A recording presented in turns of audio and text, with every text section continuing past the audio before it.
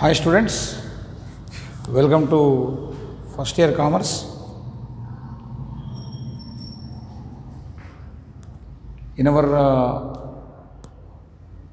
previous class, we have discussed about various kinds of entrepreneurs. Today, we have entered into the new chapter, 7th chapter. The name of the chapter is Commencement of Business. The name of the chapter is Commencement. Many a times I have given the meaning of this word. Commencement is to start. Starting a business. Commencement of a business means starting a business.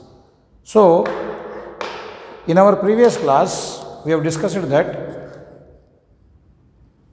in the steps involved in incorporation of company, I told you that we have to obtain the DIN director's identification number, their digital signatures, then memorandum of association is to be submitted, articles of association is to be submitted, other documents are to be submitted, then we have to file the application, pay the registration fees, then get the incorporation certificate. So these are the steps involved in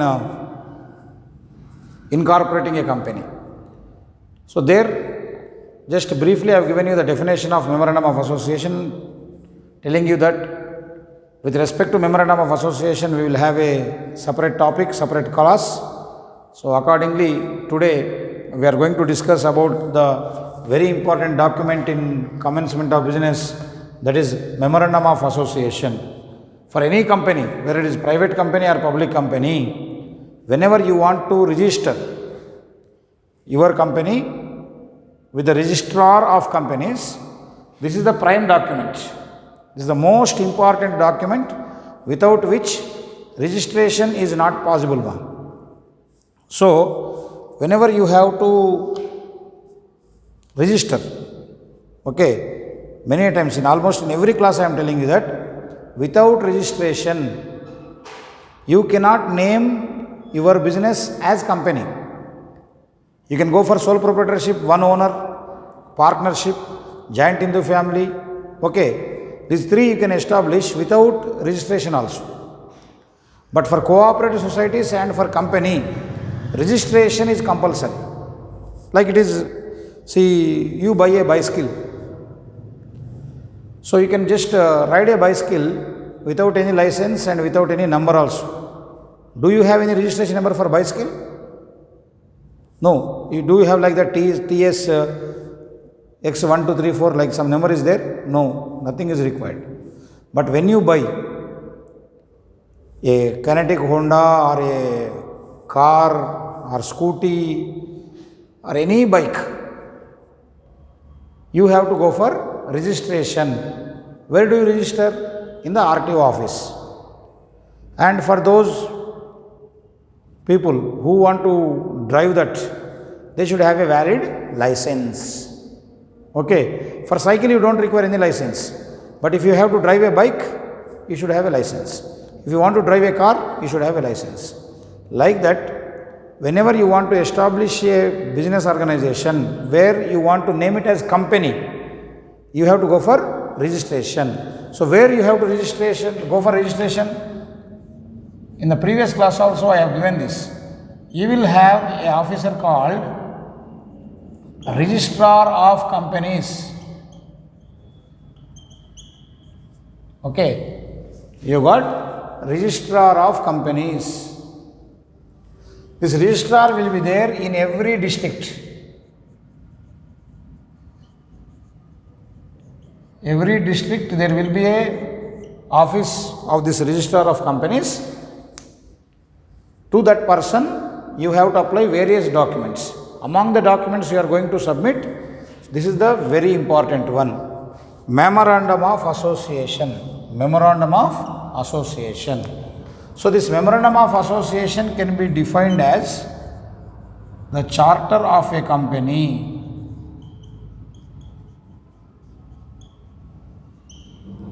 or a constitution. It lays down the foundation Okay, it lays down the foundation.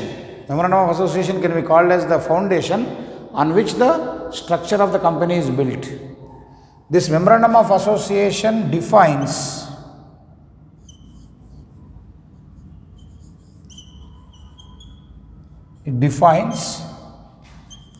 the relationship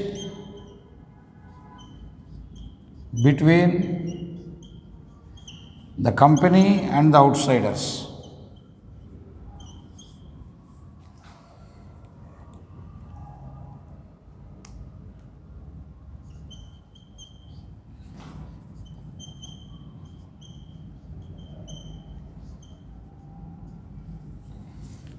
It communicates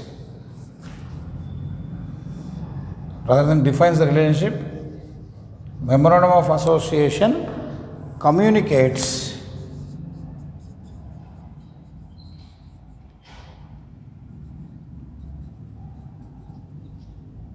between the company and the outsiders. That means if any outsider would like to know about the company, he has to read memorandum of association. Then he will come to know A to Z of that company. Everything will become known to you if you go through the memorandum of association. It is a charter. Charter means like a constitution. Like you see in India, we have got IPC, Indian Penal Code, okay, Civil Procedure Code, CRPC, everything, Criminal Procedure Code.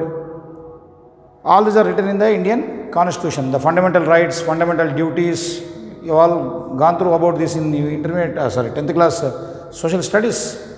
So in India, all the rules and regulations are based on the Indian Constitution.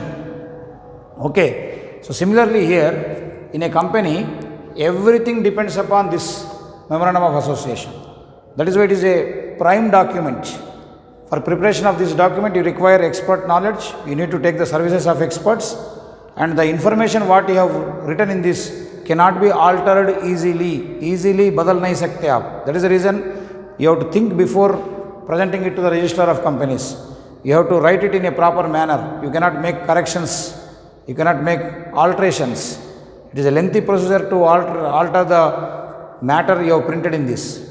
So that is the reason before submitting it to the Register of Companies, you have to take care of giving the information in a accurate manner, in a proper manner. You have to think, you have to plan, okay, and make it perfect. So we have to give the entire information about the company to the Registrar of Companies and to the outsiders, to the outside world about our company. Now, quite naturally, when you want to present the information about you to the outsiders, to any unknown person in a clear manner, what we do is we divide it into various paragraphs, various categories. Let me tell you one example. You are writing an essay examination, essay question answer in the examination. Will you write the entire answer in one paragraph, or do you divide that into various paragraphs and into various side headings? In order to have clarity, in order to get good marks, in order to make the reader understand your answer, what you do, you will keep side headings, you will underline, and you will divide the matter into various paragraphs according to the characteristic. Similarly here, the information what we want to furnish to the outside world, we divide the information into various categories, various clauses. So the category in this memorandum of association is called as clause. That means a separate rule.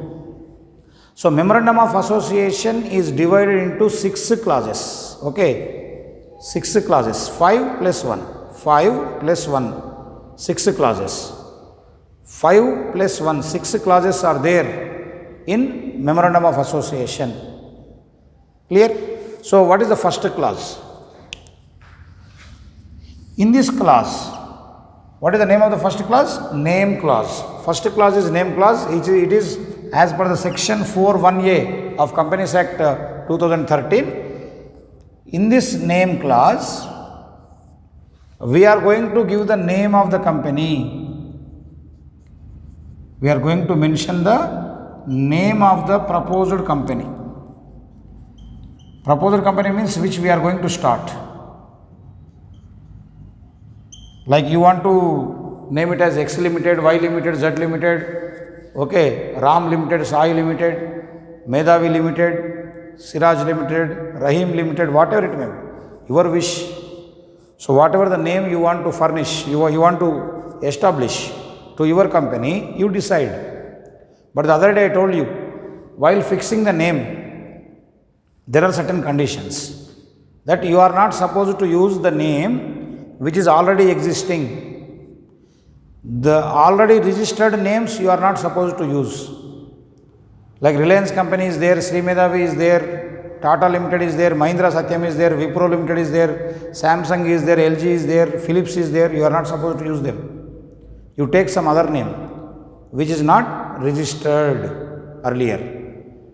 The second condition is never use the words which are related to government, like corporation, government body, panchayat, okay, municipality, such type of words you are not supposed to use. Then don't use the word like king, queen, which were used by the monarchs earlier. So such type of words are also which were banned under the Royal Charter of British. So those type of words also you are not supposed to use. So by keeping these three conditions, one is never use the name which is already registered, don't use the words which are related to government, like government or corporation, municipality, gram panchayat, etc. Then never use the words like king, queen, etc. Okay, so by following these three conditions, you can keep any name for your firm. Okay, give the name of the proposed company in this clause. Then the second one is situation clause. Situation clause is also called as registered office clause. Situation clause is also called as registered office clause. In this clause, you mention the address of your central office, address of your head office. Means in which district it is. I told you that based on your central office address, address of your head office or address of your central office decides the jurisdiction. Like where you have studied, whether you belong to Rangareddy district or whether you belong to Hyderabad, whether you belong to Mahabubnagar, whether you belong to Karimnagar, how it is decided? Based on your schooling. Okay, 7 years of education where you have done, that makes your local status. So similarly here, in which district your head office decides your jurisdiction. Whether the company belongs to Hyderabad, whether the company belongs to Rangareddy, whether the company belongs to Medak. So that is decided based on head office. So whenever a company is registered, there will be lot of correspondence between the register of companies and the management. Like when you establish a junior college, we will be always receiving communication from Board of Intermediate. For example, when you pay the examination fees, Board of Intermediate has to send the hall tickets. To whom they will send? If your college address is not available with the Board of Intermediate, if any scholarship form or any memos or any hall ticket, to whom do they send? Can they search on the road? So first of all, they should have our office address. So naturally, the person from the Board of Intermediate will reach our location carrying all those documents. Similarly, whenever you establish a company, there will be lot of correspondence, lot of communication between the company and the officer, that is the registrar. So they should know your address. That is the reason in this clause you have to mention the name of your central office. Then objects clause. Objects clause means for what purpose you are establishing this company. Whether you manufacture markers, whether you manufacture dusters, whether you manufacture sheds, whether you manufacture fans, whether you manufacture benches, whether you manufacture boards, you have to tell. So we can manufacture only that product which is mentioned here. This is very, very important. In the objects clause, you have to mention the proposed product. Yours is a textile company, footwear company, or electronic company, or electrical company. You have to give the details. Whether you manufacture any item, that particular product you are going to manufacture is to be mentioned here. Any company is not allowed to manufacture that object, that product which is not mentioned here. For example, you take permission for furniture, then you change the mood, you change the decision and you will go for manufacturing of televisions, you are not allowed. The manufacturing of televisions by you will become illegal because you have taken permission for furniture. You have mentioned furniture here, but now you are manufacturing electronics. That is wrong. So anything out of the scope of this memorandum of association will become void, means it becomes illegal. So that is the reason, if you have to manufacture both furniture and electronics, you mention here. So in this objects clause, we are going to mention the product what we are going to manufacture. आप कुछ भी बनाओ, you go for textiles, you go for footwear, you go for electronics, you go for furniture, you go for motorbikes, anything you want to manufacture, you mention here. But you have to manufacture only that product which is mentioned here. That is called objects clause. Then comes liability clause. Liability. While discussing about features, merits and demerits, we have discussed a lot about liability. The liability means the responsibility of clearing the loans. We have seen that it is of two types, limited liability and unlimited liability. So in case of sole proprietor, partnership, okay, for joint in the family karta, we had unlimited liability. But whereas in cooperative societies, co-partners of joint in the family and shareholders of a joint stock company will have limited liability. Limited liability means what? In the event of losses, the owner, the shareholder will lose only his investment. His private property is not going to be attached to clear the loans of the business organization. So here, in this memorandum of association, you have to state, you tell this, whether the liability of shareholders is limited or limited by guarantee or unlimited. What type of liability the shareholders will have, you mention here. Because based on this, the shareholders will take the decision. Because once the shares are taken and later you say that the shareholders has got unlimited liability, means it is cheating. That is the reason in this liability clause, we have to mention whether the liability of the shareholders is limited or limited by guarantee or unlimited. Then comes capital clause. It is very, very important. Capital clause means what is the amount of capital you require? What is your capital structure? So what amount of capital you want to secure from the people, whether it is 100 crores or 200 crores. The capital mentioned in this capital clause is called as authorized capital. It is also called as registered capital. A joint stock company is allowed to take only this much of capital. For example, in this capital clause, say you have mentioned 500 crores, so you cannot take more than that 500 crores worth capital from the people. You are supposed to issue the shares only up to this 500 crores limited, because you have mentioned that 500 crores is enough.